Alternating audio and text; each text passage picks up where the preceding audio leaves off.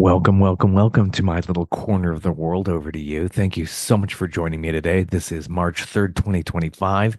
This is just an absolutely wonderful, splendid day for you to join me. I have the wonderful Brendan James. He's a wonderful, accomplished singer-songwriter who hails from Charleston, South Carolina. We speak via him talking while he's driving from Chicago over to North Carolina. He's on a wonderful tour just promoting his new album called Chasing Light. We have a great time talking. I hope you really enjoy this, and I'll see you on the other side of this. Great to Hey, see you. hey, can you hear me okay? Yeah, I think that's good.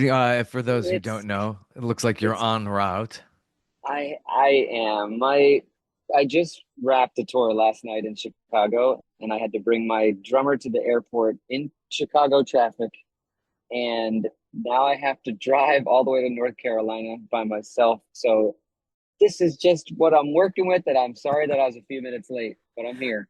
No, that's cool. I mean, that's actually pretty cool. I have maybe one or two guests who did that who are on the road talking. So it's nice visuals we have there for those who might be Yeah, viewing this on view on right. YouTube. Oh my gosh. What's up, everybody? I'm driving. I'm gonna remain safe. I promise. Uh, I got through the worst of it. Chicago traffic was really bad this morning, but Oh, it always is. Atlanta oh does have Chicago beat, but it's yeah. yeah, exactly. But I'm in a good mood, so I got that going for me. I It was a great tour, and I'm headed somewhere really exciting. So all is good. It's a nice route, and especially when you get to the end there in North Carolina, it's just gorgeous. I've been living here Yes. in the Southeast for many moons, so it's really nice. Yeah, I totally agree. Totally agree. Yeah. So how's this been going performing in places like Chicago, far from where you are? Man, we played this. It's called Space last night in Evanston, which is about Huh. 15 miles north of Chicago, and it's just probably my favorite venue in the country. Apologies to every other venue. It's just in my top. I'll just say it's in my top. It's something Yeah. about it. The fans, there's such a warmth and energy in the room, and it's just a big old ceiling, so the acoustics, everything just really carries and feels loose, and we sold it out last night, and it just felt so good. I'm on good vibes from a good show. Yeah, that's awesome. You're in your sixth album, Chasing Light. How is that being received? Is it's always kind of tough to have that new material out there, like, oh well, they don't really know this as well, but it's fun premiering as well to an audience that hasn't heard these tunes. I know. It's been received so well. Yeah, yeah. I was nervous about it, and I did something with this album. I certainly didn't go commercial in any sense. I sort of listened to. I was talking to a friend of mine in the music industry before I wrote this album, and he's done really well. And he just said, "Dude, you need to remember with each album to find your own golden thread. And before you try to write all these songs that you think people want, you really, more than ever these days, have to find what you do best. And you gotta just stick to that, stay unique." And I'm so glad that he said that at that time, because that's really what I tried to do with this album. I think it's resonating because of that. Yeah, yeah, and it's incredibly personal. You have a lot of reflection at you're at a rather young age here, so it's like you have all this wisdom in this Jeez. packaged all up track to track. So it's just really so personal, and you're not really, yeah, going for that commercial jugular that the A&R people want you to do at the record company. No, I know. I don't think that's the path that's going to work for almost anyone anymore, unless truly in your soul you are pop leaning and commercial and upbeat and catchy like that. And if it aligns with you, then you're going to find success. It just doesn't Yeah. quite align with me. Yeah, it is a good way to go. You're more authentic that way rather than like going through that traditional means that was done many years ago. That model by and large is blown up. Maybe what you got your 5% who are still going by that, and those are the ones who are selling out the arenas and stadiums. But then you got artists Exactly. like yourself who are just, you're playing these rooms you love and you're just doing what you love. And you looks like you've reached that place in your life with all of your struggles and seeing other people's struggles and you weave that all together in this package. So true. You're hearing it correctly. That's where I've come to. Yeah, these venues I'm playing aren't enormous, but and cozy, and they're full, and they make me feel great. So, that's where I'm at right now. And you're traveling with the full band. Is it, quite a haul to take all this from venue to venue? No, I have it stripped down right now. For these tours the last few years, I'm just a drummer, my drummer Craig Meyer and me. So we're That's just it. a Yeah. keyboard and drum duo, which seems to be working. It's those two instruments are both so capable of filling out, all the spaces when they need to. So it kind of feels full. Yeah, that does. That does. That's for sure. But when you listen to the album, it really does have that full sound to it and where you recorded it. So, Yeah. where did you record this album, Chasing Light? Oh my gosh. Almost all of it, if not all of it, was right in Charleston Yeah. in Craig Meyer. He's my drummer and also co-producer. He has a studio in his house. So it was just, 3 hours at a time, 4 hours at a time, however many of those little 3 or 4 hour sessions we could fit in because of our lives being really busy. And I have two kids who are whew, at that age where they got all the sports and all the things and all the activities. And so this album was just made in the gaps of traveling and raising kids.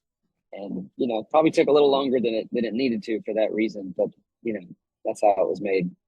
Yeah, quite a bit of multitasking going Yeah, between that, exactly. especially when they're that young and so active, and you're just shuttling all over the place. Yep. And, family life is in there as you represent in 17 years. You have been together with your wife, so you celebrate that in a track. Gosh, how many wives around the country and the world wish they had somebody who could write a song celebrating an anniversary?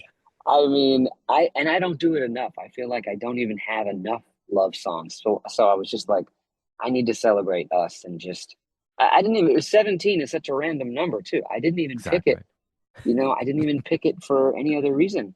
Um, oh no, I'm stuck at a toll and the thing is not going up. This is not Oh, good. there was something on the internet.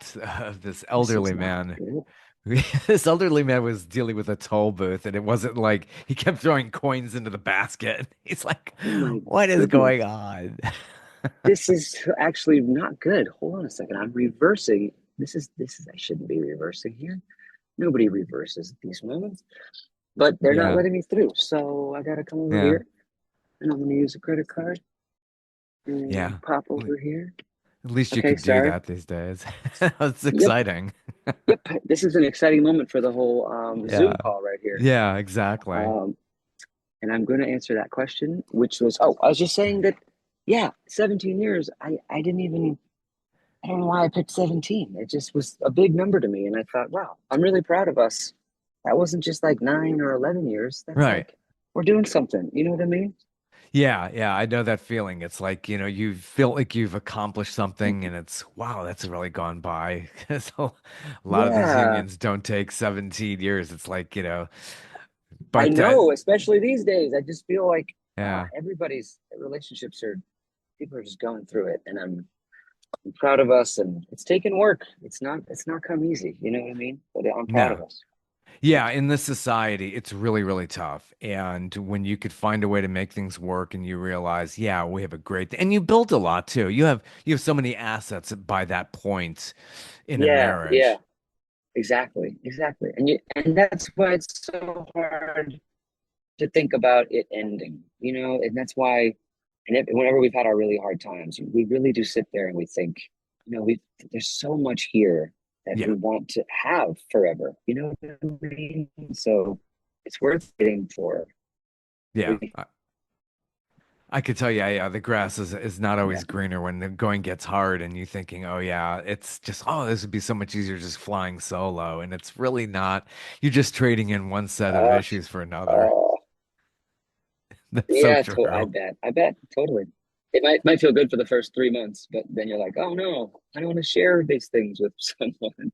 Yeah, Yeah, yeah. I get it. You do learn that, and so many have gone through that. And you know, got so much personal stuff on here. And you learned a lot from your father-in-law, who's now in his 80s, and how that inspired a song. Yeah, yeah. He's such a good man, and I was writing that song in his house over Christmas break. Again, in the gaps of life, I just found time to write a song, and he came in and he was just standing there in the doorway, and he said, "What are you writing about?" I said, "Well, can't really come up with it yet, but it's a song about the meaning of life, what we're all doing here, and and what do you think the meaning of life is?" I said to him, and he said, "Well, I have no idea, but tell you what, I'm just happy to be here. I'm Yeah, still yeah. happy to be here, living it." And that could be in one breath pretty simple, but another breath so profound. And I kind of took that line and just thought, you know what? I'm happy to be here too. I'm just I'm just simply happy to be here. Let me make a whole song about that. And I got kind of deep on that topic. Yeah, it's so much to be learned from those who have been through it. And Happy Just to Be Alive is just a great track that really encapsulates just being grateful. It seems to be this whole theme through the project too, is that I'm just grateful for the things that I have. I'm celebrating it. There's so much noise and craziness out there, so I'm connecting with nature. And So this is inspirational. It's inspirational to hear that. And just the value of like really unplugging from the madness that we have so much in our daily lives. I It's just know. so important to be able to do that. I thank you first of all for hearing all that in this record. I did intentionally try to put that in this record because these times are crazy. Since 2020, and even before that, it was getting wild. But just since 2020, we've been in a washing machine, and we're trying to be resilient and try to say we're moving on from it, but we're not. We haven't even moved on from the scars of the pandemic, and then now there's all this political turmoil, and God knows what's coming next. It's a weird decade that's going to be written about, I think. Yeah, what's happened is, and technology has aided that along, is that we're in so many different silos and Right, everybody's, right, there, here, and it's like we're not cohesive. And exactly. I think when you do your shows, and you probably felt this in Chicago, is that you do have cohesiveness, at least with the fans, the people who are showing up at the venue. So it feels good in that moment, but like overall in society, it's just so tough. It's like I people just know. talking past each other. I know, I know. It's so I have, that song. It goes really well called "Peacemaker." That's on the album, and I played it last night. And I have a T-shirt that just says the word "Peacemaker," and I just say to people, all I'm hoping is that you guys can go be peacemakers. I don't think we need some huge peacemaker to try to bind the whole world together. I think we need like thousands of small peacemakers just in conversations, in their workplace, in their schools, in their offices, and just keep the peace as best we can. If we had more of those people, we're going to do okay. Yeah, and Peacemaker was the name of the person, the Iroquois people. You saw a documentary on that and Yeah, how he was able to get what six warring tribes to find peace. yeah, six warring nations, and it Nation. would they had fought for years and years, and yep, was able. That's their story. I mean, that's the story of their creation and of their history. That a peacemaker was sent from their creator, and it's just a beautiful story. And I just made me think I don't hear about peacemakers enough. I hear about politicians, I hear about famous actors and musicians and autocrats and leaders and conquerors, but the average person can't name more than three peacemakers, and so Yeah. it's just Oh, been on my mind. so true. And just, really just I would urge, go and look at the Nobel Peace Prize winners and Yeah, yeah, see like these geniuses who were able to do that and somehow find that in modern society. It's really Yeah. amazing. It really is. So growing up, who really inspired you, and when did you start like learning all the instruments and to get into music? I probably started kind of late in the terms of starting. I was probably 17 or so. Yeah. And it was a mentor that found me in my hometown of Derry, New Hampshire. And that mentor just knew everything about the history of music and all the best writers. And I started spending time at his house. And he introduced me to Bob Dylan. And Hmm. yay, it's probably of course I'm in a toll country. This is ridiculous. I'm so sorry, Bob. Gosh. Yeah, Um, that's how they make their money. This is insane. Okay, I'm through it. Yeah, he introduced me to Bob Dylan and Yeah. to Patsy Cline and to Stevie Wonder, and we would just sit there together, and he would spin records, and he'd pause it, he'd pull the needle off the record, and he'd say, "Did you hear how she just phrased that? Did you hear that line that Bob Dylan Yeah. just said?" Yeah. And we'd talk about things line by line sometimes, and he was such a special person in my life in those days, and it just got me hooked. I went off to college and I just was listening to Billy Joel and Elton John and Jeff Buckley and Paul Simon and Joan Baez and Carly Simon. That was that, Rufus Wainwright, and just getting so moved by all these different songs and lyrics that mattered. And learning the instruments, how did you get into piano and learning all of this? That was kind of a slow journey for me because I didn't take lessons, and around that same time, around 17, that same guy said, you probably should learn an instrument so you can write these songs that I think are in your heart. And I was like, well, I don't really know an instrument. I have a piano in my house that I don't really know how to play. And he said, well, go figure it out. And Hmm. I remember saying, well, why don't you teach me? And he said, I don't want to teach you because if I teach you, then you're going to play like other people play. I want you to go Oh. figure it out. And again, some of the best advice ever because it meant I was a shitty piano player for the next 10 years. But when I finally became a piano player, I I have my own style and so I'm really grateful. It took a lot of years though to figure that instrument out, in a good sense. I imagine. Did you look at things on YouTube? You don't read music really, so like, how do you figure out the keys and getting into that? I was always in chorus. I was always singing and I was around musical people. So I don't know how I did it. I mean, there was no YouTube when I was starting. I was in the basement of my college music department, and then I was sneaking into ballrooms of the fanciest hotels in Manhattan when I moved to New York for music. I was just sneaking into their ballrooms because they had all the nice grand pianos, and I would act like a guest. I would act like a guest at the hotel and just wave to the doorman, and I'd go find whatever eighth floor. I knew where the ballroom was at the Intercontinental or the Plaza Hotel or even in Fordham University. Fordham University, I could sneak in there. Juilliard, I could sneak in. I would act like a student and I would follow a big, like, upright bass player or cellist through the security gate when he swiped his card. But I would just be real close to him and I would sneak in with him and just have my coffee and look like a student. And I'd spend like 5 hours that afternoon on a Juilliard Steinway grand, it, just to figure it out, just to learn the instrument. It Huh. was so crazy. But chord by chord, really, I was so fascinated with the process of singing over the piano and writing the song that I was thinking more about the song than about the piano. And before I knew it, I was accompanying my own songs. And I was like, I think I'm playing piano now. You know what I mean? Yeah, yeah. That's how it happened. That's an interesting way of coming up on the instrument like that. So have you transferred that to other instruments as well? No, I stick to keys. Just I play a little guitar, working on the acoustic, which is really beautiful. I really want to get better at the acoustic. But yeah, I'm just kind of a keys player mainly. yeah. And how do lyrics come to you? That's another half of that. You got 50%, music, 50% lyrics.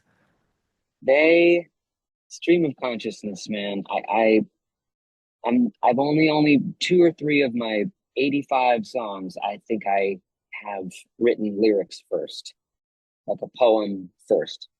The rest, I just sit down at the piano and these melodies start to come to my head, little phrases start to form, and then something clicks like, oh, that clicks with a real thought I've been having lately. I think that the piano is telling me that this song needs to be about that thought, and I need to flesh this out. But it really comes from the melodies first. And then I'll just Yeah. sit there, and then I'll fine tune for a couple of months and try to. Lyrics are so important to me that I'll just sit there like, all right, let me get this phrase perfect, and it needs to blend into the next phrase perfectly. So I get meticulous there. Don't beat yourself up as bad as Billy Joel, who seems to have a common thread on my podcast. Every time I Really, mention something, yeah, somehow it's Billy and Elton. Of course, they're one of my favorites, but like, yeah, but there's somebody who it just brings me to mind somebody who beats himself up over lyrics and has just stopped, pop he music does. writing. It's true. He it's 20 something, almost 30 years, right? He just hasn't really wanted to write almost at all, which Right, right. that blows It, my mind.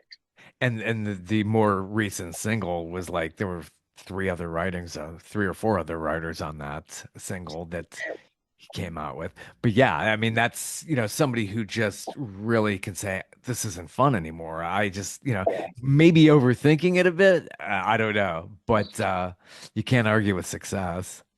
you can't. No, I mean he had such a prolific period. Why not capitalize off it and enjoy singing him? Yeah, It's a yeah, total classics, part of the American fabric, and the record sales don't lie.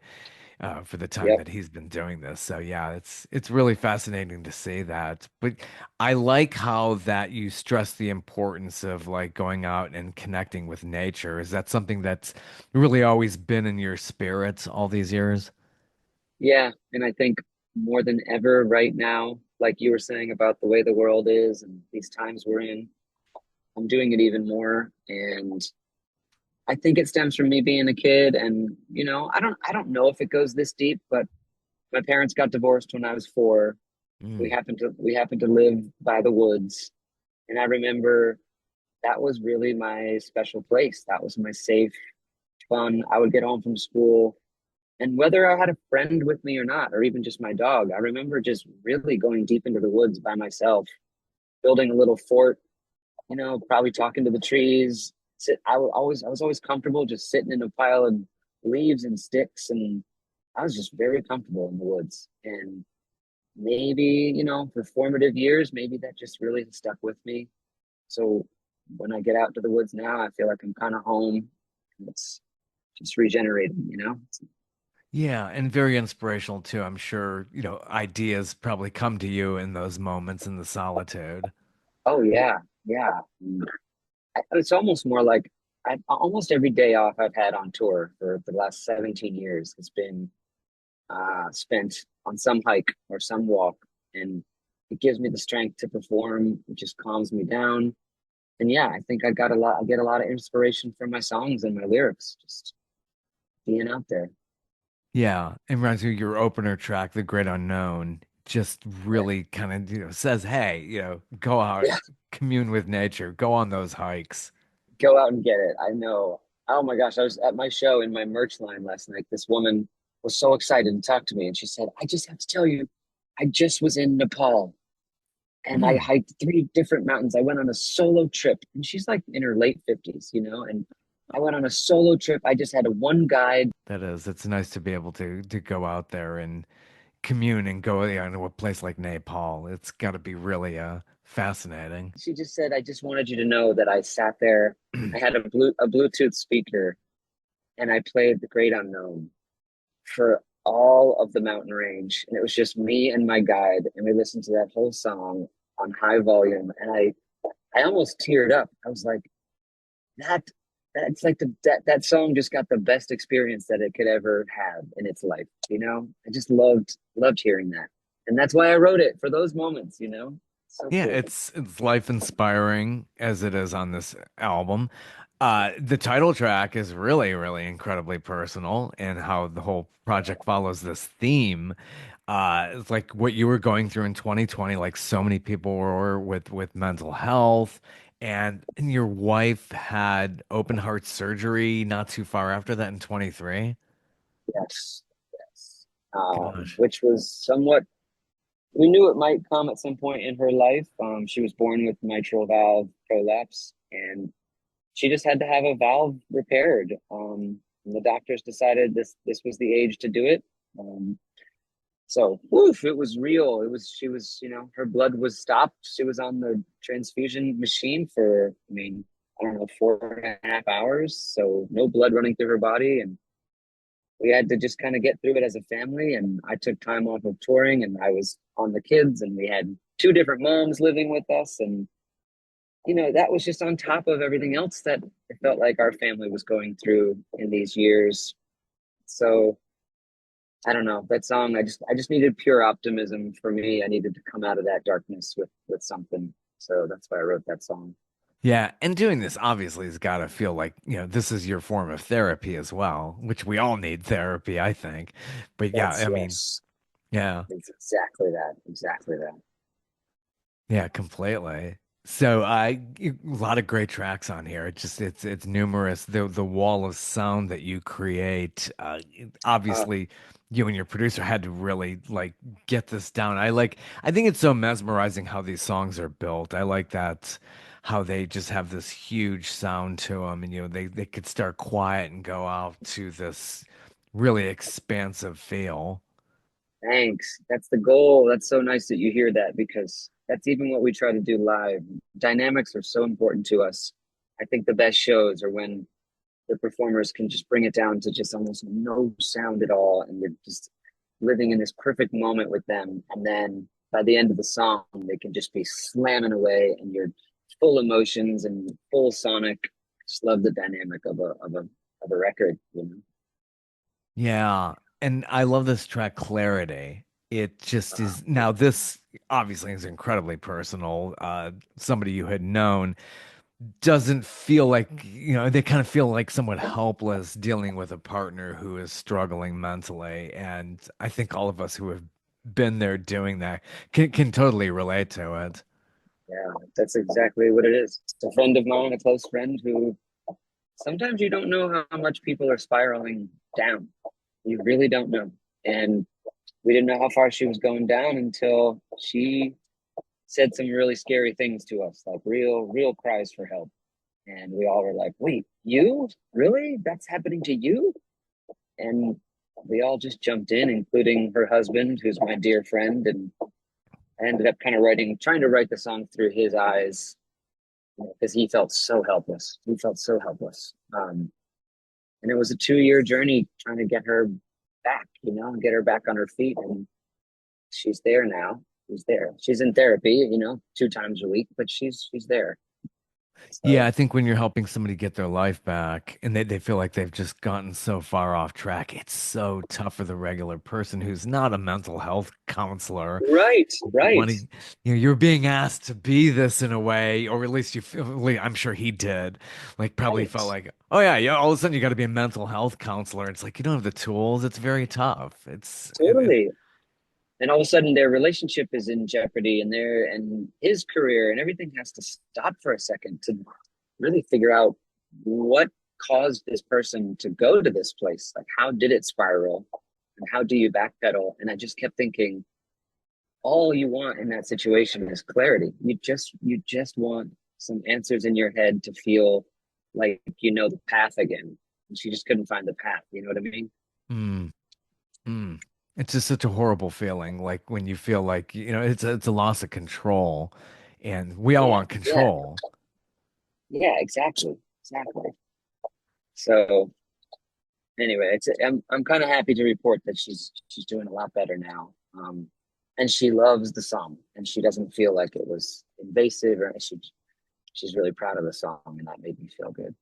Yeah, it's all about writing what you know. And I'm sure like a lot of your catalog, it's, that's when you are at your best is not trying to just, you can as a songwriter just make up things too as well. But I think, an album like this can definitely feel like it's just so real and it's so much Mm, better when you're doing it from that perspective. thank you. Yeah, I don't really know. Sometimes it's been to my detriment. I don't really know how else to write than Yeah, almost yeah. dangerously authentic. Like I'm sometimes in my early years, I was like, I wish I wasn't so earnest all the time. But I think I have. Card or pay cash? Yeah. Processing. I'm at a The point finally where I've matured and I've sort of the over earnest movie writer that I used to be has kind of mellowed into just authenticity. And it's kind of where I hope to arrive at some point, I guess. yeah. So recording this in Charleston, what was the process like? Did it take a bit to record this? Was it on and off, or just did it in one fell swoop over a week or two? It's like anything challenging. Once it's over, you kind of forget why it was challenging. And but I certainly remember being only two tracks deep, having seven others that I was so proud of, and not having the money, not knowing how I was going to figure it out. Here I am working with a dear friend who's doing half of it for free and half of it for money, and I ended up having to contact some of my biggest fans, and they did this. There's a whole group of people that I perform for in upstate Michigan every summer. I do a big Hmm. private show there, and I contacted her and I said, I'm trying to raise some money to just finish this album. And I wondered if, you could help me through some of your friends. And she was like, of course, I'd love to. We'd love to. What do you need? And I was like, I don't know, not too much, just enough to get some of these songs mixed and, really get it squared away. She's like, okay, I'll get back to you in 3 weeks. Hmm. And they all rallied together and they raised, I don't know how much it was, between 5 and 10 grand to kind of finish off the mixing. And then a couple other families chipped in, and before I knew it, I'm like, okay, I got the money to finish the album. And I've obviously since thanked them. I've done another show with them, and I, but that's what it takes. Like you're sitting there, you're an artist, and you're like trying to pay the bills. I'm paying the bills through touring. I get no real money from streaming. I get a little money from syncs. I'm lucky to get a few songs and shows these days, but you know, it's it's hard to put an album together because it's just gonna cost a minimum of 10 grand, 10 to 100 grand, depending on how Right. you want to make it. So there were financial obstacles that were overcome with the generosity of fans. Hmm. Yeah, because it's always been said, like in recording, it's not where you're making the music, putting out the album singles or whatever. It's just like, yeah, you get like a hay penny for every play on, not even on Yeah, Spotify exactly. and Exactly. places like that. So is it mainly the source of maybe some money coming in is usually what royalties through your publisher? Yeah, royalties through songs I've written or songs that have gotten themselves into TV and film. And then, I mean, Spotify isn't no money. It's just not much at all. I have a few Yeah, strong yeah, songs that have some high stream counts that give me some thousands of dollars a year, but not much. It's nothing. I mean, when you try to live off it, it's impossible. So, and that's a whole debate in itself, whether sure. Spotify is helpful or not. It's hard to quantify that for me right now. But Hmm. um, yeah, I mean, most of my money is just touring. It's why I feel really grateful to be healthy and that I can still get out there and that I still have, I think 50 or 60% of my shows are private shows now. And I Mm. play, which started as living room shows 10 years ago. And they've kind of morphed into bigger living room shows where people are renting out their community clubhouse or their church or their barn. I do a show up in Massachusetts in this beautiful wedding barn, and 200 people now come. It's kind of like grown into some like actual venues and actual shows hosted by fans. It's really Yeah. cool. And you have a catalog of over 85 songs. That's over 6 albums. Do you do any covers or is it basically all originals now? I do more covers these days. I mean, I try to do at least one or two per show per live performance. I haven't recorded many of them, but yeah, right now I covered Bill Withers last night, and I covered Taylor Swift a few shows ago, and Bob Dylan's always a favorite of mine. So I try to mix it up. Yeah, yeah. Those are good. You can't go wrong with the Dylan covers for sure. No, So, you can't. And I specifically chose Bill Withers for this tour yeah. because I almost picked a Credence. I almost sang Bad Moon Rising. And because part of me feels like there's a bad moon rising right now. But I don't want to bring that energy to the show. I really wanted to bring some Bill Withers. I played Lovely Day, and I just tried to make Yeah. people feel good for that hour and a half, you know? Yeah. Yeah. So cool. You're on a very good route there, going from Illinois into North Carolina. So I'm sure that's Yeah, quite fun. Uh, Probably have a it's lot of wild. stop offs along the way as well. Well, truth be told, I'm doing this in one fell swoop because I have a big I'm a runner and I have a big race in North Carolina on Saturday morning. Oh, wow. So Okay. I'm trying to get there. My family's all going to meet up there, and it's in the woods. The race is all through the woods, so I'm really Oh, excited. I'm excited. I'm a runner as well, but I prefer the road races. My Oh, you do? ankles, yeah, my ankles can get beat up. I've been doing it a long time Uh, now, but yeah, is this a full marathon you're doing? it's a 50K. So I'm Oh, trying. I did one last year. I did two last year, and I only finished one of them. And so I really this was the one I didn't finish last year. So I'm going to try it again, and it's just madness. I mean, you're a runner, so you get it. It's madness to try a distance this far, but also it's in the mountains, so it's so much elevation. It's just so much elevation gain, but it's an adventure. I'm excited. yeah, it's the challenge of it, and for people who don't understand, and you'll do it and push yourself. And I've done it too, push myself through the pain too Yeah, much at times, and it's just, but yeah, it's the high you get off of that. It's a good one, but yeah, sometimes you could overdo it as well. yeah, you're right. So I'm gonna be careful. Yeah, I would hope you have good trail running shoes. I That's do. important. I got good traction. I got the Ultra trail running shoe. I'm excited to give it a go. So just don't Excellent. fall. Just don't fall, Yeah. right? Just don't fall. That's great. Yeah, good for you. That's great that you're combining all this and just a lot of positivity. Great new album, Chasing Lights. It's your sixth album. And best wishes and and touring as well. Were you just here in Atlanta or did I see somebody else I around? was, yeah, I was. I Yeah. was there last weekend, last Sunday, And and were you at Eddie's as well? Eddie's yeah, Attic? yeah, yeah, Okay. I'm always yeah. over That's there. oh man, we should have tried to get you there. I should have told you.